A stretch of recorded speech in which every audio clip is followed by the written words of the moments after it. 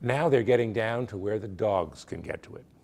The House, Senate, and Youngkin administration will start battling in earnest over the proposed state budget.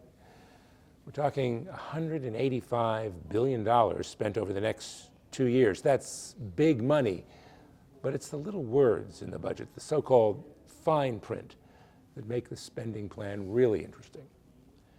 The House and Senate are controlled by Democrats, and if only for partisan reasons, they should be able to work out their differences pretty quickly.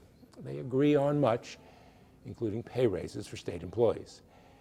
It's Governor Glenn Youngkin who should worry. He's a Republican.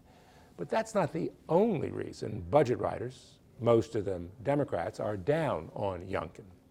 Youngkin's problem with Democratic legislators is the same problem the governor has with Republican legislators. He doesn't pay a lot of attention to the General Assembly, seemingly believing that it works for him, that lawmakers should do what he tells them to do. We have something called the separation of powers. That is, there are separate and co-equal branches of government. The governor proposes, the legislature disposes. And that's where we are right now with the budget. Youngkin introduced his plan in December. This past weekend, the House and Senate Money Committees rolled out their versions. They bear little resemblance to the governor's plan. First of all, they don't include more tax cuts. Youngkin wanted to trim the income tax.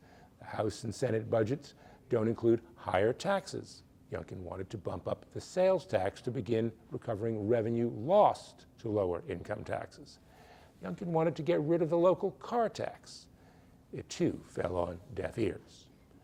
The governor's top priority, that sports arena in Alexandria, it's barely breathing.